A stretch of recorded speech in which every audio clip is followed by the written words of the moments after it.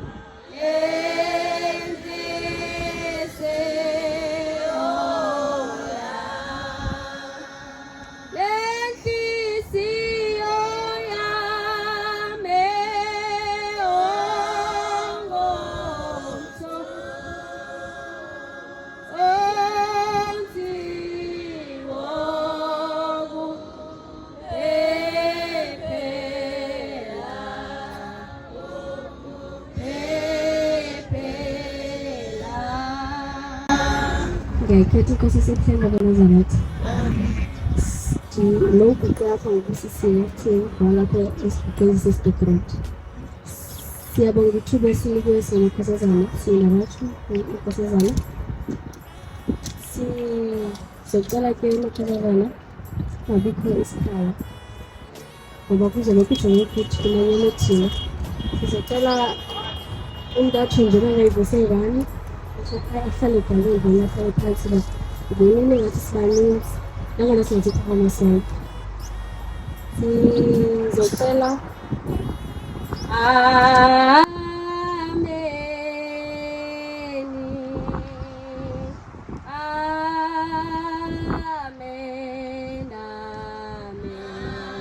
in the bank cooler,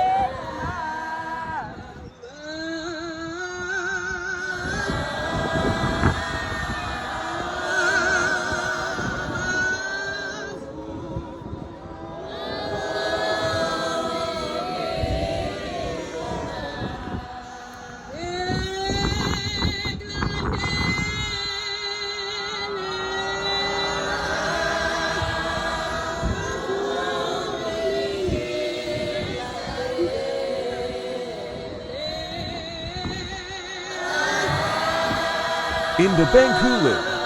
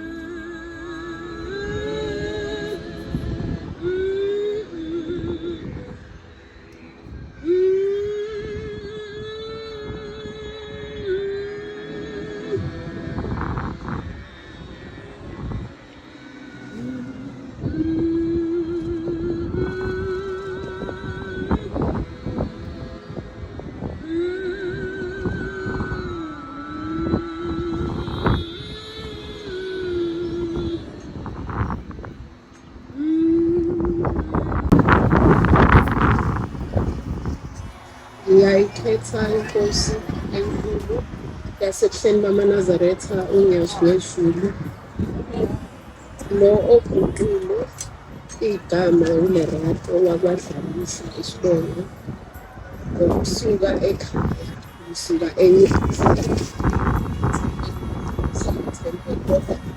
ngokuthandwa uShembe nokungikhumbula kwakho ngapha ngokomsebenzi. INazaretha ayingcwele, ngiyathanda uma sinikezwa amathuba afana nalawo naleli esesiphiwe namhlanje, ngoba nathi sizingane siyakwazi ukufakaza ngomsebenzi kaShembe. Siyakwazi nokwethula izindaba zikaShembe esizaziyo nesazizwa kwabadala abahleli phambi kwethu nakubazali bethu. Uma nje namaNazaretha, kimi ngiyaye ngithande ukukhumbuza amakhono, ikakhulukazi thina esisakhula esiyintsha. Ngiyathanda ukuba sikhumbule noma ngithi sihlale sazi ukuthi uShembe ungubani kuthina.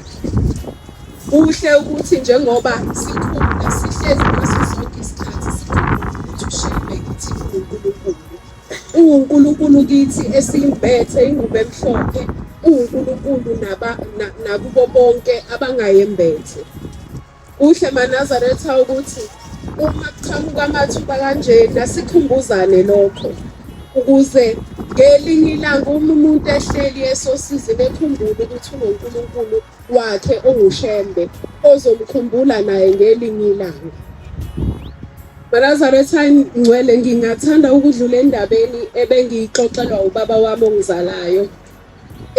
Uma unalento ubaba yokuba uma sihleze ekhaya esibize esixoxele ngey'ndaba zikaShembe, ngoba ehlose khona ukuthi ngaso sonke isikhathi sikumele ukuthi uShembe uNkulunkulu kuthina, sikwazi futhi kuhlale kusey'nhliziyweni zethu.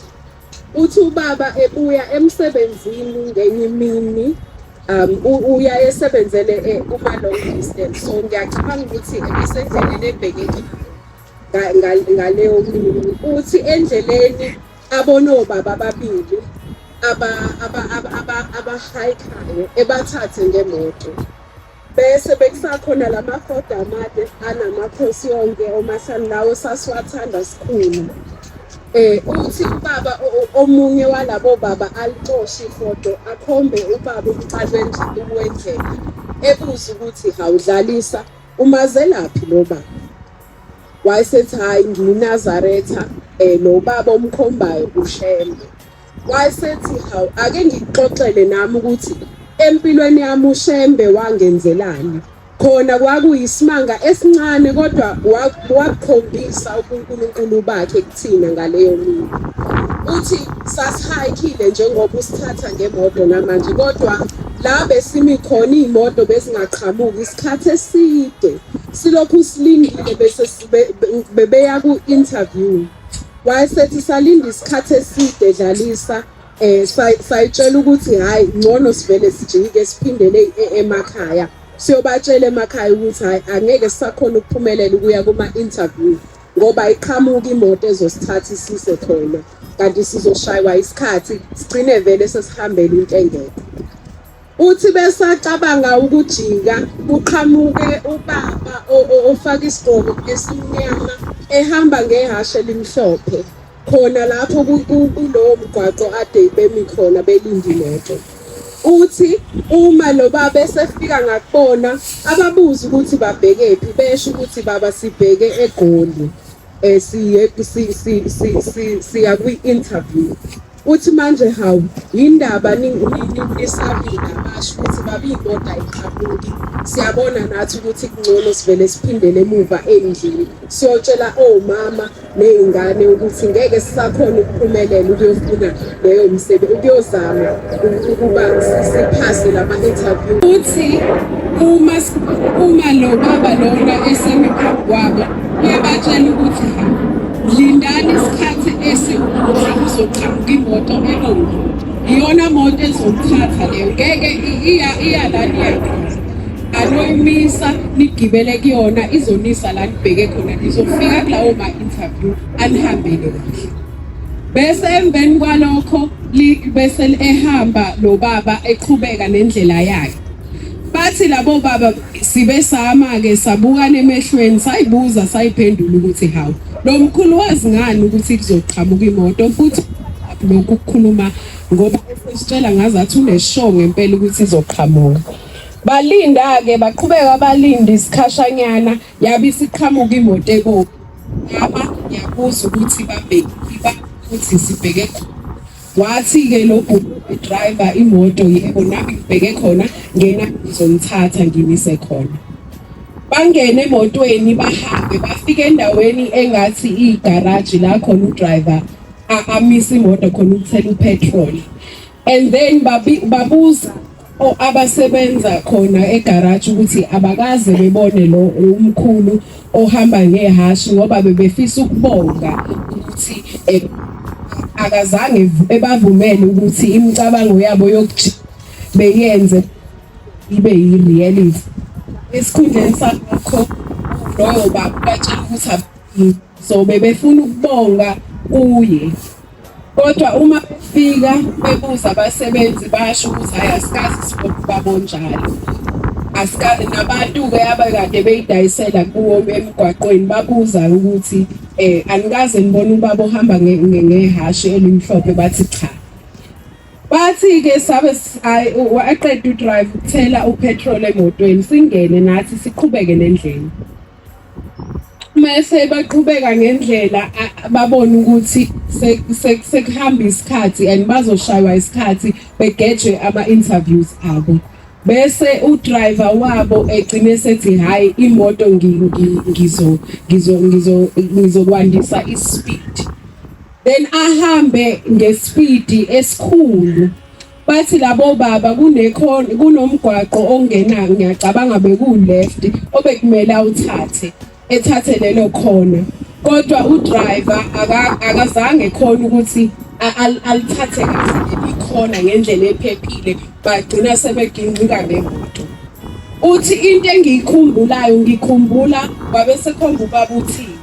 Wathi ngikhumbula lo baba lo evula umjiva wakhe esimbatha ngawo sonke no driver. Akekho noyedwa kuleyo moto owaphuma ene-scratch. Akekho nowakhombisa ukuthi uke waba nengozi yemoto.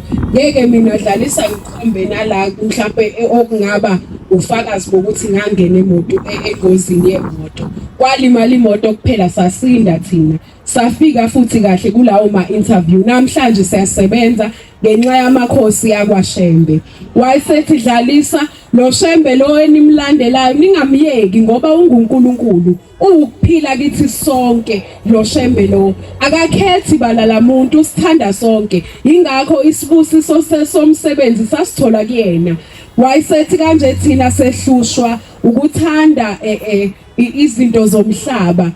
Angikwazi ukuyeka utshwala ingakho ngingakaphenduki ingakho ngingakaphenduki kodwa ngithi uma ngiguqa ebusuku ngibiza igama lika Shembe ngoba ngiyazi ukuthi ekubizeni komuntu igama lika Shembe uyakuthola okucelile. Manazaretha ingcwele ngathi uNkulunkulu ngaso sonke isikhathi engasipha lelo themba elikanjalo lokuthi sithembele kuyena ngaso sonke isikhathi. Ngoba ekugcineni uShembe uyena oyosula sonke izinyembezi. Uyena onempendulo zakho konke esikudingayo emhlabeni. Uyena oUnkulunkulu wethu sonke. Uyasithanda uNkulunkulu wethu nathi ngathi uNkulunkulu engasipha amandla okuba simthande, simhloniphe, sihlale simnika indawo yakhe ezimpilweni zethu emfanele okuyindawo yobuNkulunkulu ngoba uyilokho kuthina amaNazaretha size singakukhohlwe. Ngicela ukwehlela ngezantsi inkosi ibusise nikuzwile.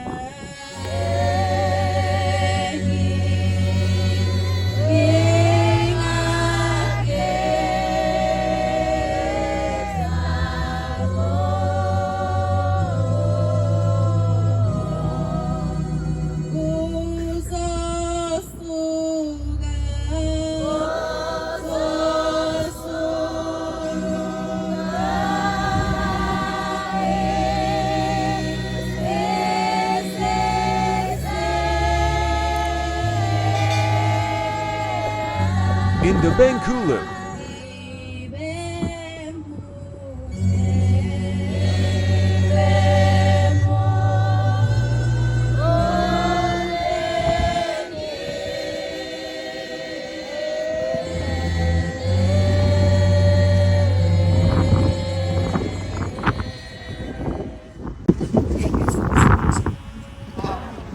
INkonzozana INkonzozana esuke eMaritzburg ethempelini yisize emthempeli kodwa intaba yipapa yokuzofunda.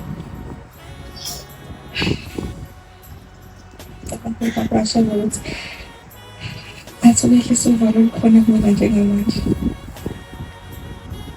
Ngisuka ngoba kulethiwe isikhathi vele sibekhona ukuthi engithuke kanje ngithuke ivelela mina.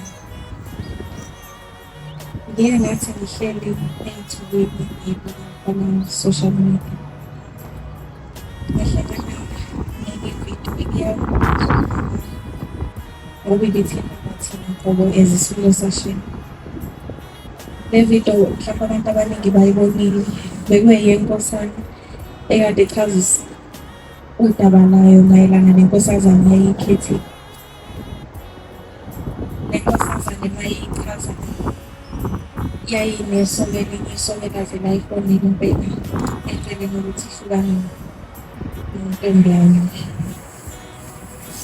Kungiphathe kakhulu ukuthi umuntu kaShembe wazogcina eshaya isoka ngenxa yokuthi ubethanda inkosazana kaShembe. Lesa story singenze ngaze ngakhumbula into ngaye ngayizwa ngisathola ubancane. Le ntshumayelo yayithi kunenkosazana eyayinesoka ethandana nesoka layo. Isoka layo liyingongolozi. Bathandana besasemazingeni e-high school beze bethembisana impela ukuthi hayi mina nawe sofa silahlane. Yonke into esinayo soba nayo. Ngisho iy'ngane soba nazo mina nayo. Kuthe isikhulile le nkosazane kwafika isikhathi sokuthi isiyokhethwa. Isikhethwa umuntu wasethempelini sebehlukene nesoka layo. Yafika isiganile izocela iy'ngane kuNkulunkulu wangaShembe. Ithe mayifika wayeseyikhumbuza ubaba ukuthi usukhohliwe nokuthi wena wenza isithembiso sokuthi iy'ngane uzoba nazo naleli yasoka lakho leli lali esikoleni. Ngakubusisa-ke mina ngey'ngane ozoyithola kuloya muzi, hhayi kulo ganile khona. Le nto ngifuna ibe yisifundo kuthina nkosazana ukuthi ngicela siyiphathe kahle uDama kaShembe. Yabona ukuthi sesingaze sishayise umntwana kaShembe ngenxa yokuthi sifuna amasoka ethu lawa ayingongolozi. Njengamanje leyo nkosazana ngitheme ngizwa izinto zayo ayisayihambeli kahle. Isidinga lona le muntu owayemshayisile. Lo muntu usekahle, usemtholile umuntu amganile njengamanje. Makhosazana sicela nibangcwelise. sihlezi sihamba kahle, yazi ngisho uhamba ekhempasi meke wakusho nje ukuthi uyinkosazana kaShembe kuba nalesi sasithunzi leso sitholayo. Siyacela ukuthi leso sithunzi singasithatha ibhizinisi, singahambe sifafaza ngegameni leronke igama lethu Shembe. Esikhulisa kulokho sikhulisa nempatho. Siyacela ukuthi leyo nhlonipho nempatho ukuthi sihlezi siyiphatha ngayo kuze kube ukuthi siyangena impela emzini wethu wokugcina. Inkosi ibusise naso.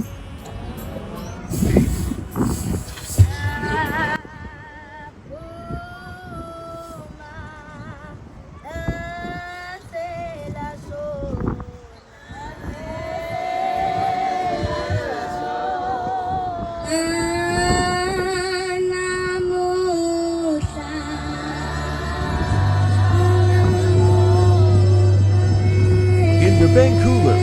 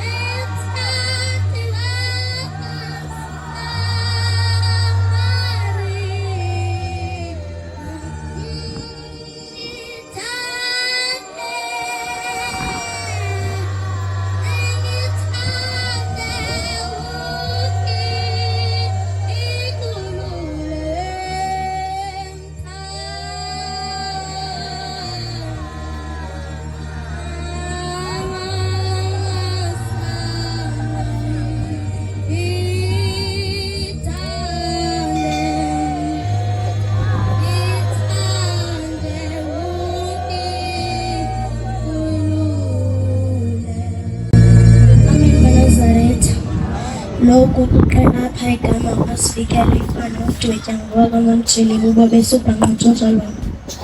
Abashini sicela ukubonga ukuthi angipasise esikolweni. Ngiyingane encane kakhulu. Phinde ngibonge ukuthi uNkulunkulu ufumanele uma wami umsebenzi. Uma wami useze wafonelwa lapha eBhengwela. Mina ngihlala eHermanus. Phinde ngibonge ngokuthi sinikwe ithuba lokuthi sithethe singamakhosazana. Manazaretha, makhosazana nami ngiyavuma ukuthi icala siyiphathe kakuhle singalidakisi igama likaShembe Lwezulu. Siyacela ukwehlela ngezansi.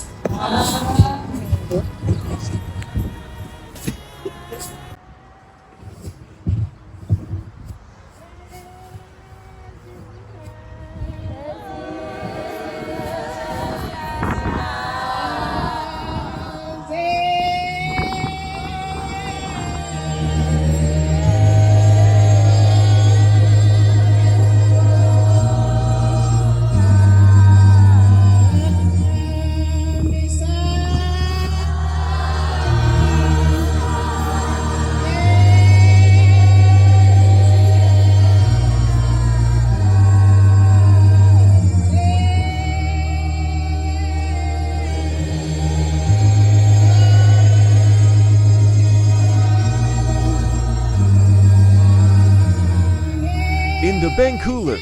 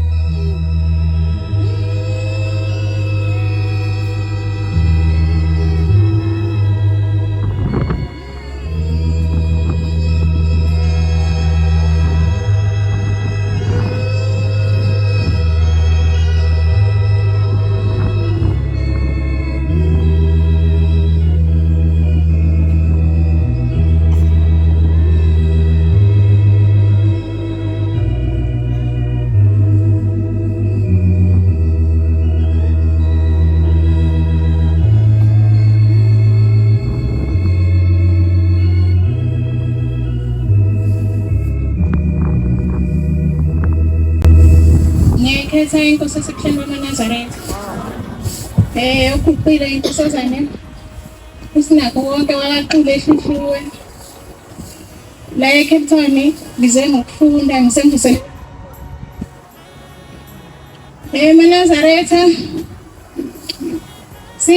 sise Newcastle ngenye imini ngo-2015 enye inkosana yakaSokhela ikhuluma ngokuthanda uShembe.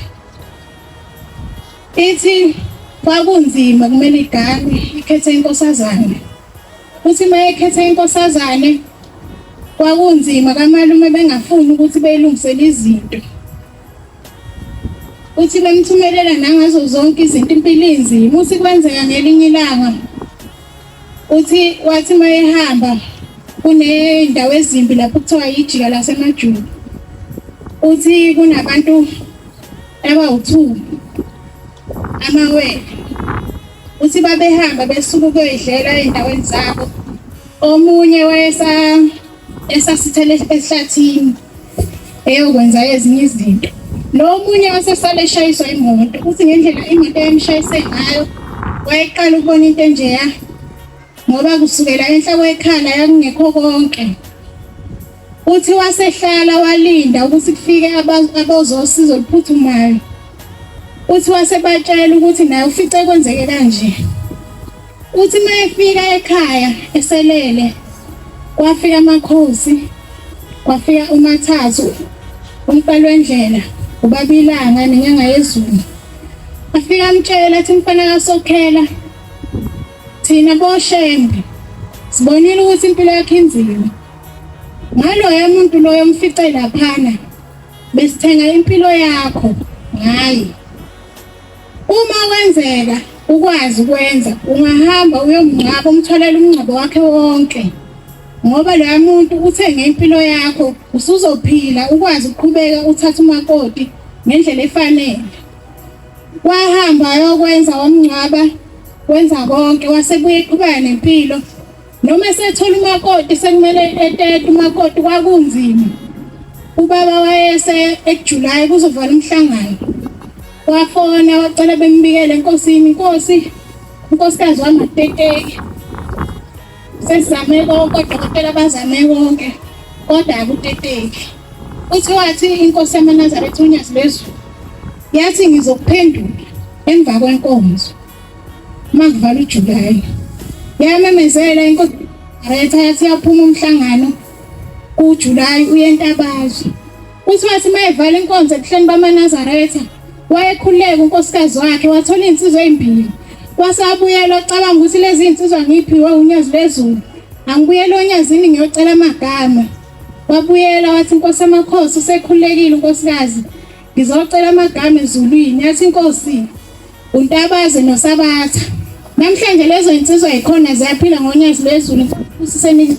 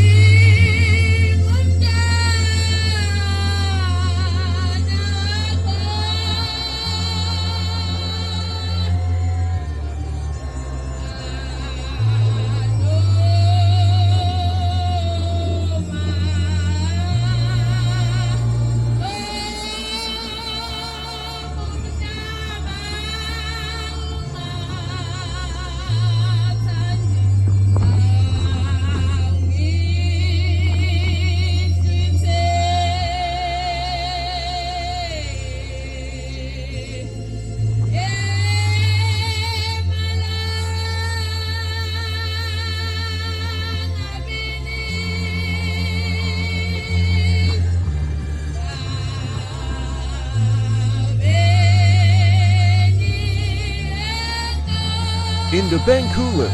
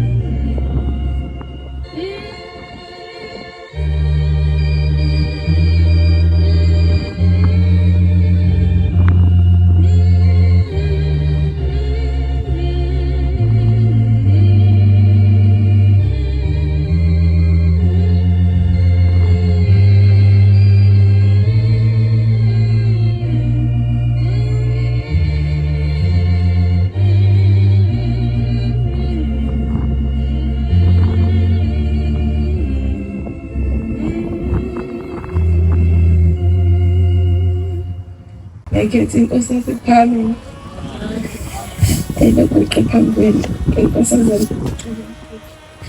Nami ngisukuma nokubonga inkosi ngokusigcina waphinde futhi asikhumbule ukuthi sizoxoxa ebusweni bakhe kule mini yanamhlanje.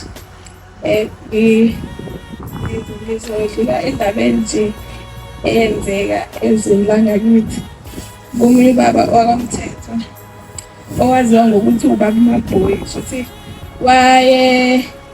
waye-driver ahlahle kwenye nje indawo ekhathini kudala ibidume kakhulu ngokuthi iney'ngozi. Uma ungangena engozini khona kwakancane ukuthi umuntu aphume ephila, kuthiwa khona kwabhoboza. Shuthi naye wangazula esimeni sokuthi wacishe waba sengozini lapho athi khona kwaqhamuka nje i-truck, ngoba kwakuyindaba engazuthi yehlele. Kwaqhamuka i-truck, ngicabanga ukuthi angazi kanjani kodwa noma wayelinde ukukrosa noma, kodwa khona kwaqhamuka i-truck uthi la seliqonde kuye ngo uthi waphelelwa yithemba, into nje ayikhumbule egcumukisho ukuthi wathi awushembe. Wathi makusuka lapho i-truck la seliyayifahlaza imoto encane ayihamba ngayo. Uthi kanjalo nje esesininsuku ngathi ngakuqulekile noma ulele emva kokuthi imoto ishayisane. Uthi khathesa esathi awushembe ngaphambi kokuthi imoto ishayisane, uthi wabona inkosi uThingo iyehla phezulu ingathi iyehla phambi kwemoto, isuka phezulu engabona ukuthi iqhamukaphi. Uthi yafike yama phambi kwe-truck yaphakamisa izandla njengoba amaNazaretha ejwayele ukwenza mayihalalisa. Uthi into yokugcina ayibone leyo i-truck la bese liyayishayisa le moto ayihamba ngayo. Esaqulekile kanjalo kusho ukuthi kuzo lezi zinto zokuthi mhlawumbe bamthathe bamise esibhedlela nani nani, wabona sengathi use ekhaya kubo phambi kweqhugwane indlu yangasendle. Uthi waphinde futhi wayibona inkosi uThingo isimi sibheke eqhugwaneni, isiphinda futhi yenza lento kade yenza ngaphambi kwe-truck ngaphambi kokuthi zishayisane iy'moto. Waphaphama kanjalo. Kuhamba isikhathi-ke eqhubeke elibele ephindelile enkosini uThingo eyobonga ngoba khona sekuyinto nje enesikhashana esithe ukuba side yenzeka. Elokhu eyobonga enkosini uThingo ibonga kancane kancane ehlale ephindele eyobonga kwaze kwaba khona inkosi uNyazi ehlalweni. Wahamba futhi nasenkosini uNyazi ephindele elokhu ephindelele bonga kwaze kwafika la inkosi uNyazi yamtshela khona ukuthi usubonge kwanele manje sekushoda ukuthi uhambe uyobonga babakini ngoba kube bengasiba abakini kungekusindi. Inkosi kuseni kuzile.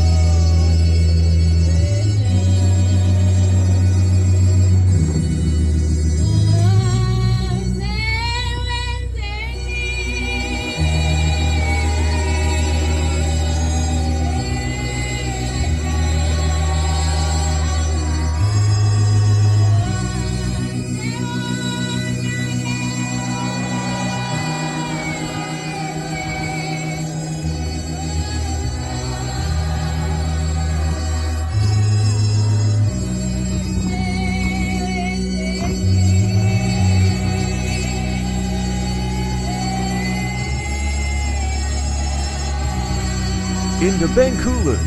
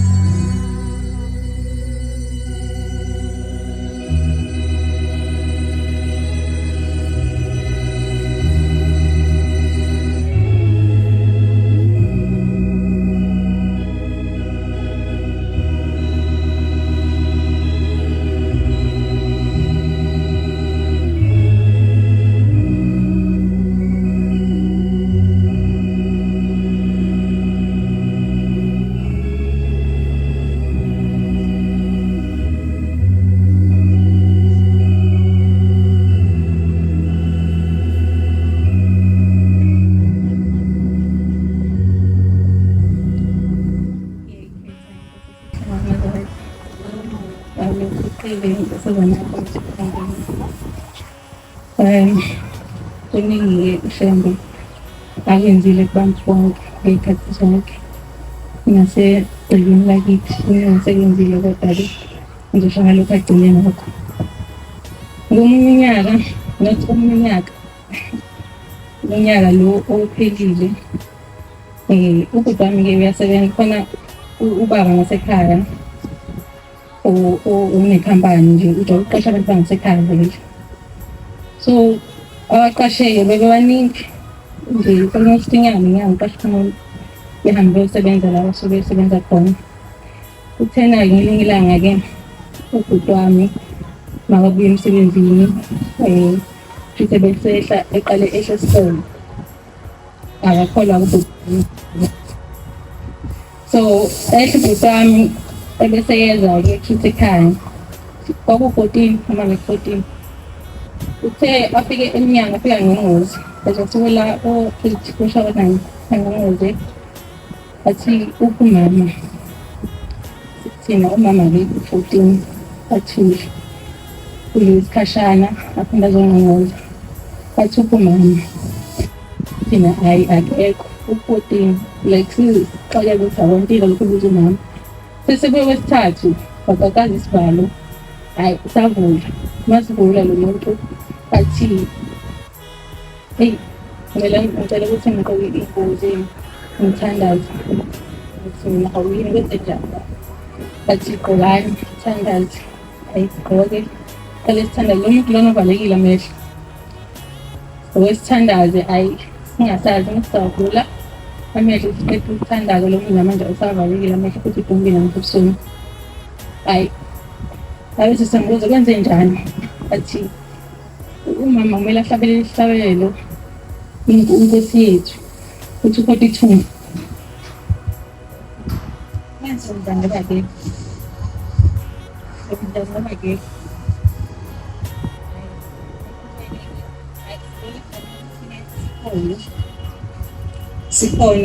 sifonele u-14 sizama konke umama ukuze umama leso sikhathi ifoni yakhe wayishiya ekhaya.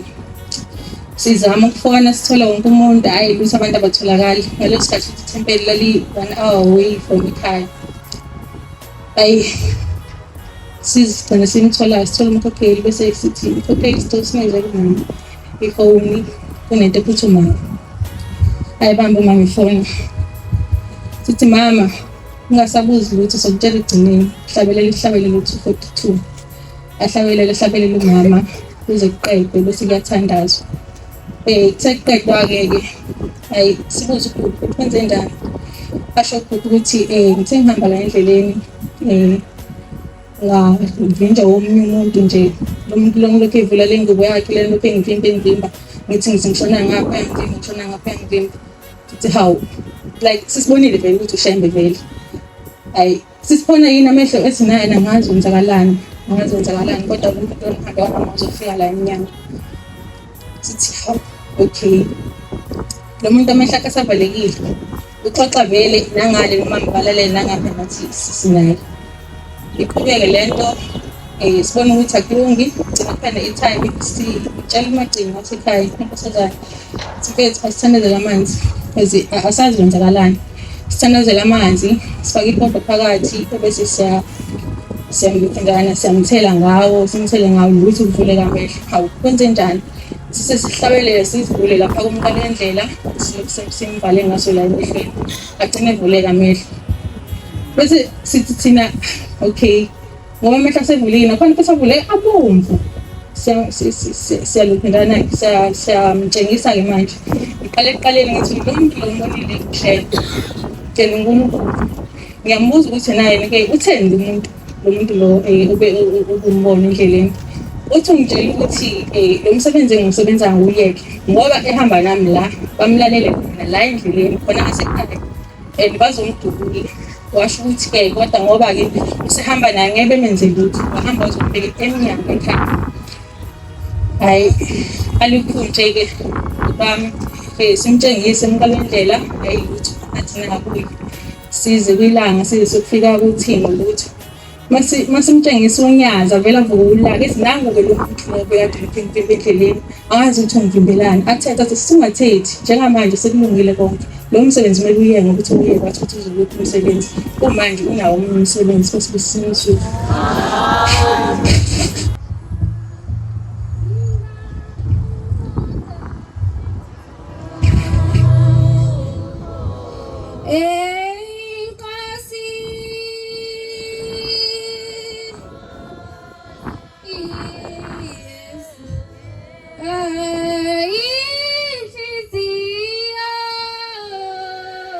In the Benkulu.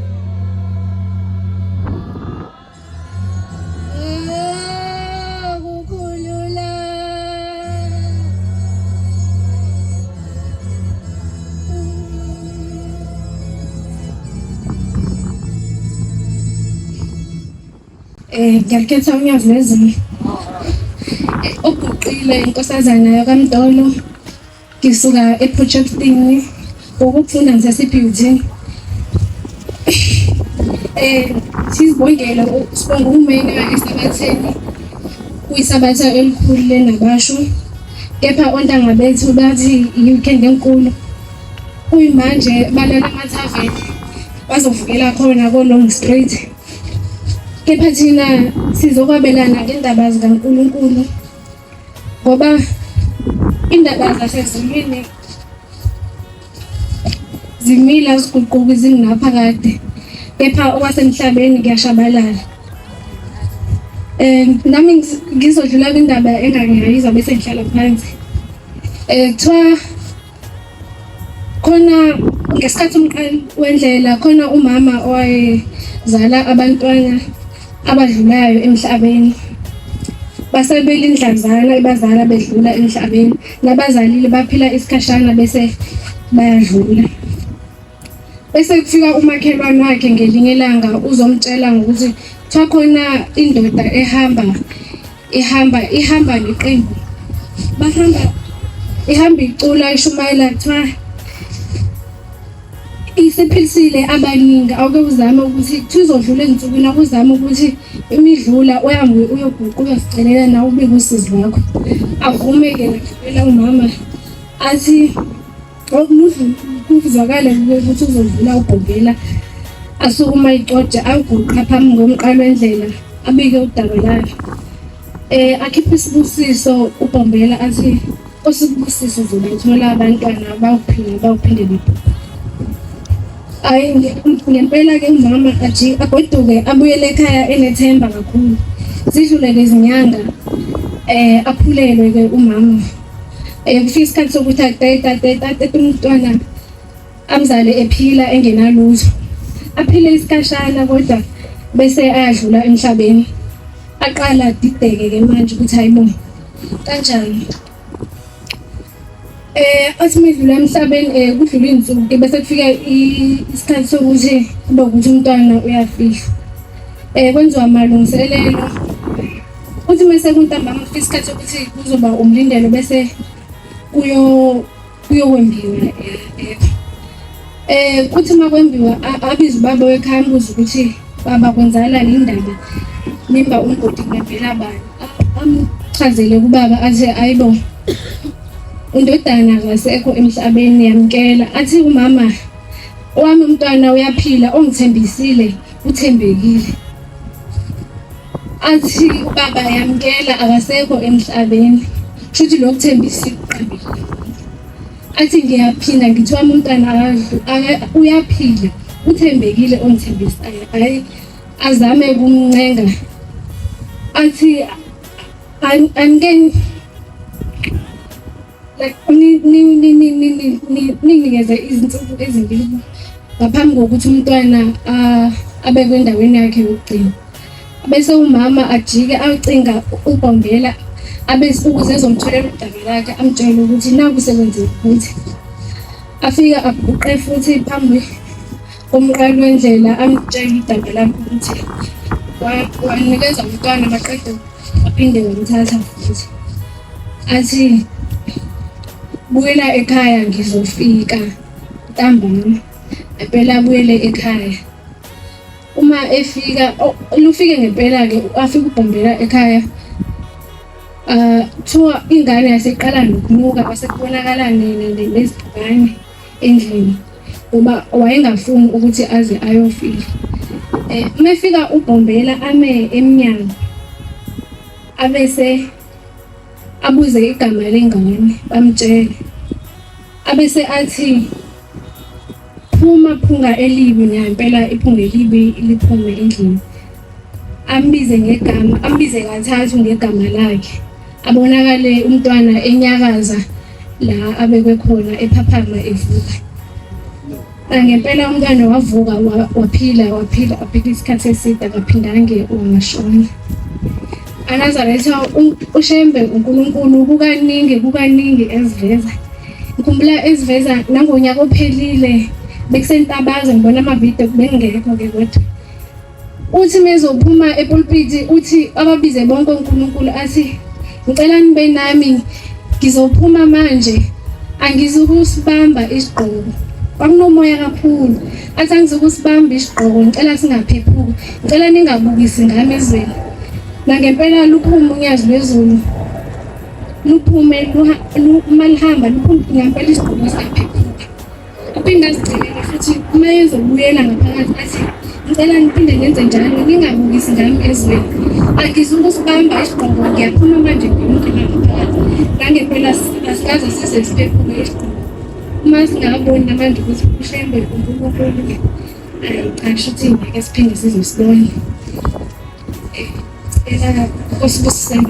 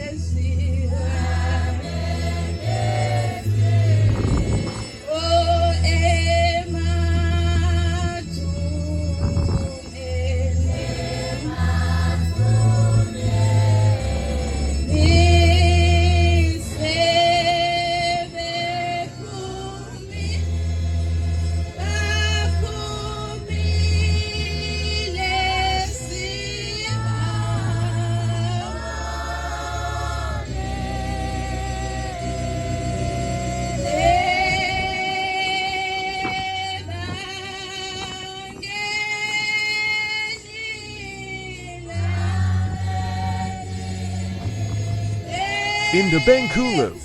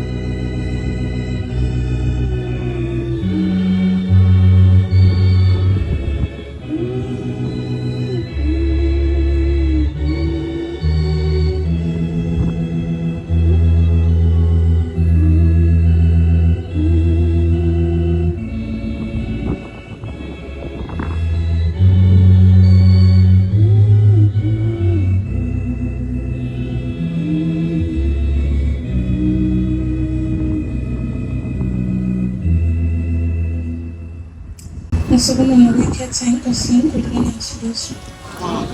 Nazaretha ngisukuma ukuthi uNkulunkulu usigcinile kwaze kwafika usuku lweSabatha engamehlangene nomphefumulo. Nazaretha ngisukuma nokudumisa okukhulu kaNkulunkulu sihleli ngezibuso. Nazaretha kushuthi ekhaya lami kithi enyakeni owedlule bekulungiselelwa ukuthi ubaba wami epheleliswe ngokuthi ashadiswe. Futhi ubaba wami bese kadlulile emhlabeni, wadlula ngo-2016. So sisele nogogo ekhaya kudala nabantwana. Futhi uNazaretha kuthi sekumunyiwe usuku lokuthi ubaba wami uzophelelisa ngomhla ka-20 Disemba. Kuthi usuku selunqunyiwe ugogo wami ethe ehamba phandle ngenye imini avele ave.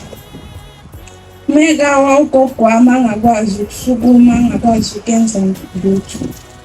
Ekhaya bekasele nomamami kuphela, umamkhulu bekangekho ekhaya, abantwana bekasesikoleni. Uthi umamami bekahamba egcekeni e-check-a nje. Mangabe ethi hawu ugogo ulele phandle enelanga liyashisa, indaba futhi elele enhlabathini. Uthi umamami mekashesha efika kugogo wami emnyakazisa ugogo wami ulele. Mangabe embuza gogo indaba walala phansi futhi enhlabathini kuyashisa, ugogo wami akakwazi ukukhuluma. Uthi umama angikwazi nami amandla ukuthi ngawathathaphi ngalola suku ngoba ngakhona ukumtatamisa ngingedwa ngifaka endlini. Uthi ngathi sengimfakile endlini ngiyaphinda futhi ngiyakhuluma naye. Gogo indaba uwiswe yini? Ugogo wami akakwazi ukukhuluma, wathi nje suka wavele waqhaqhazela umzimba washisa wonke. Umama umuntu ongakholwa-ke, ekhaya kukholwa ugogo wami nami nosisi wami kuphela, ngoba futhi abanye obaba omdala nabantwana basekhaya bakholwa. Uthi umama ngathi hawu kodwa Shembe usilahlelani? Ngoba futhi uthi wathi Shembe usilahlela bani na? Uthi saphuma isikole libehleli endlini ehleli naye ugogo-ke elele ethule. Uthi bafika abantwana wathi abahambe beye kamakhelwane befike becela abantu abadala ukuthi ucela befike ekhaya kithi. Uma befika abantu abadala befike bethi hawu ugogo wenze njani? Asho ukuthi uwile, akakwazi futhi ukukhuluma. Uthi umama ngendlela isimo esaba sibi ngayo kugogo, bonke abantu abadala basebebona ukuthi lo muntu lo uyahamba emhlabeni. Njengoba bonke abantu abadala basebelala ekhaya njalo ntambama. Uthi umama lapho sengihleli sisebugogo, mina sekumele ngabe ngiyahamba ngiyolungiselela ekhaya ukuthi kumele ngiphume ngizopheleliswa lapha ekhaya kwaNtombela.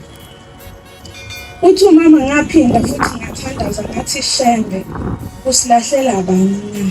Cela uze ube nathi. Ngafika nami ekhaya ngoNovemba.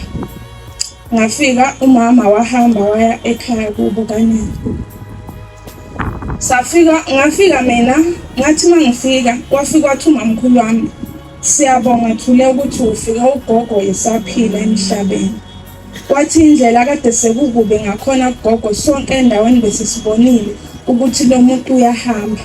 Ngangokuthi nobaba wakho waze wafonela odadweni abangahlali lapha ekhaya, wabatshela ukuthi ababuye ekhaya njengoba isimo kugogo sesisibi kakhulu, usengahamba ngendlela. Kodwa wathi wena fihlela ungatsheli ngoba ukude kakhulu. UNazaretha ngisukume ngikuphakamisa igama likaShembe. UNazaretha UNyazi uNkulunkulu. Ngangokuthi ugogo wami uqhubekile walwa nempilo yakhe. Noma ngeke ngisho ukuthi usindile ngoba njengamanje uyaphila, akakwazi kodwa ukuyihambela ngoba ley'nduku ziyamsinda. Mangabe ekliniki uyathathwa ngokuthi-ke imoto yakhona ungene egcekeni, uyathathwa efakwe emotweni. Kwamshado kababa wami watatamiswa wafakwa emotweni, wayehlele emotweni.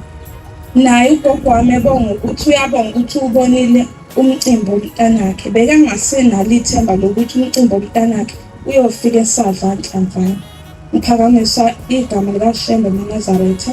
Cela ukuthi uNkulunkulu nathi siyabantwana abancane asiphe ukwenza kahle, asiphe futhi nokunyathela kahle kulo mhlaba. Sikonke nje sikwenzayo sikwenze ngegama lakhe. Ngicela ukuthi asibusise nekusuka. INkonzo.